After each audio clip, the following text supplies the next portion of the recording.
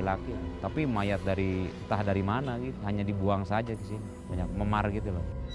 Oke, jadi sebetulnya kondisinya pada saat itu dia masih hidup, tapi Betul. dia dibuang. Dibuang gitu aja di saat kondisinya itu dia udah nggak bisa ngapa-ngapain. Oke. Tapi ada pesan yang dia ingin sampaikan. Apa? Dia bilang penyesalan bahwa kenapa saya bisa menjadikan penjudi bahkan pemabuk. Dia sangat menyesal sekali, bahkan dia bilang di saat dia kalah judi dan di saat kondisinya sedang mabuk, dia pulang ke tempat tinggalnya, anaknya dia dipukul, bahkan pasangannya dia sampai dipukul juga sama nih sosok yang bisa kita bilang jin yang menduplikasi mayat yang dibuang di sana. Tapi mungkin Kaden bisa lihat di mana sosok mayat itu sebetulnya dibuang dan ditemukan. Di bawah jembatan sebelah sana tadi kita temukan di awal menemukan sosok ini, Tasya. Tapi dia nggak menempati sana, dia menempati bangunan yang ada di sini. Rumah ini? Nah, dan dia tidak bisa untuk ke wilayah bangunan yang sebelah sana. Tidak bisa. Tidak bisa. Kenapa? Kenapa?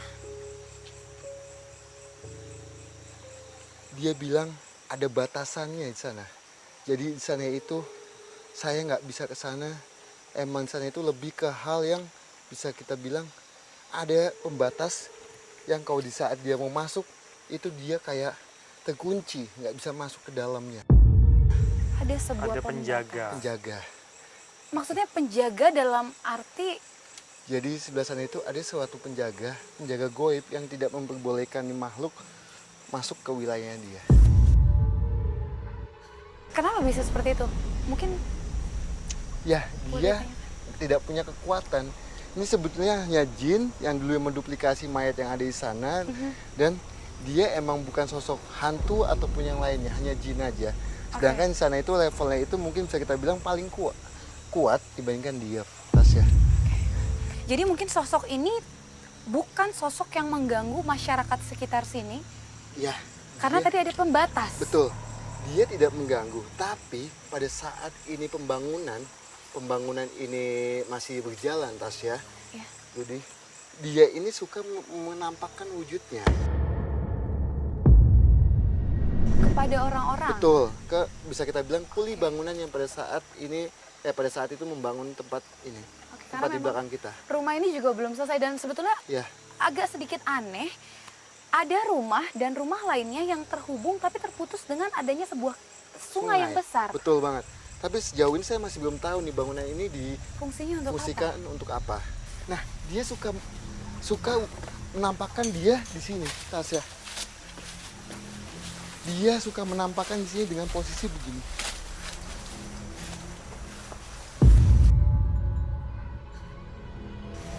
Ada suara? Iya, ada bunyi.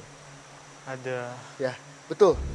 Suara misterius mengalihkan perhatian kami yang tuntas membahas sosok yang disinyalir sebagai korban pembuangan mayat kala itu. Orang, maksudnya sosok ini dia ngelempar batu ke kita, ngelempar benda ke kita. Ini kayak semacam menarik perhatian kita. Betul banget. Ini kayak dia itu ngundang kita secara nggak langsung.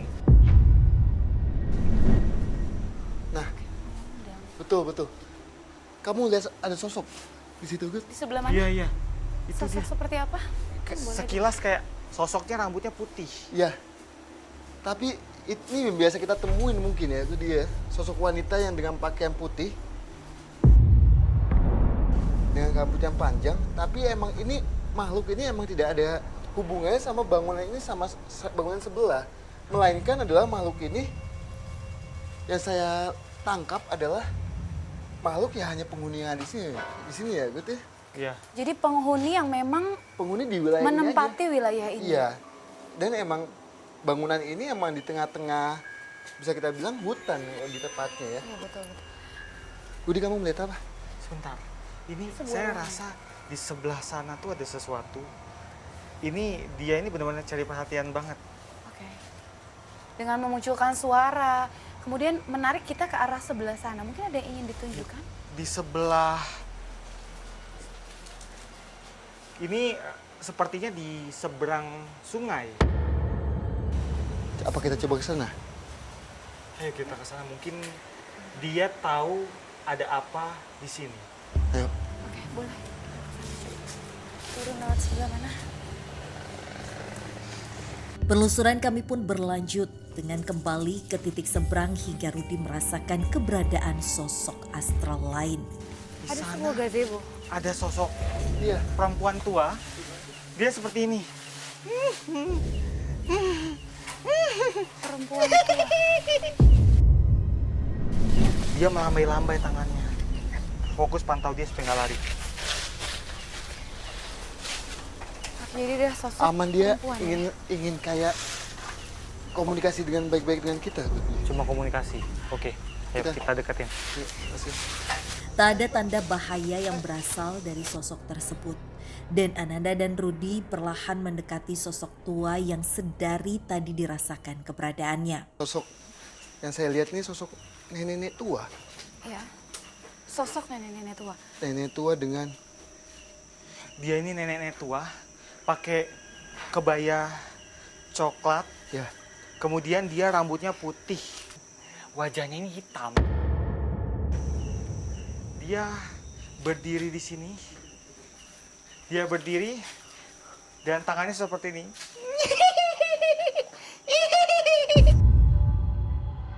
Walaupun tawa dia ini aneh, dia kayak mengundang sih. Mengundang kita Mengundang kita ke datang. mana? Sebentar. Kamu siapa? Nenek. Dia bilang, panggil saya Nyai. Nyi Sekar. Nyai Sekar. Nyi Namanya Sekar. adalah Nyai Sekar. Ah, Rudi bantu tanyakan apa hubungannya antara Nyai yang saat ini ada di sini dengan sosok yang sebelumnya kita temui. Nyai punya teman. Dia bilang dia nggak ada hubungannya dengan makhluk-makhluk lain di sini. Dia cuma di sini sendirian, tapi dia suka cari teman. Temannya ini masalahnya manusia yang dia deketin. Jadi ada orang yang lewat. Sini.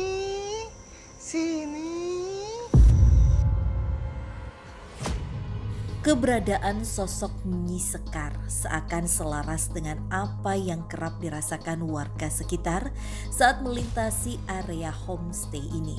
Sering ada yang mau ngojek katanya bang, nenek-nenek gitu. Dia ngikut ngojek bang gitu, mau ngojek. Katanya nenek-nenek itu mukanya hitam.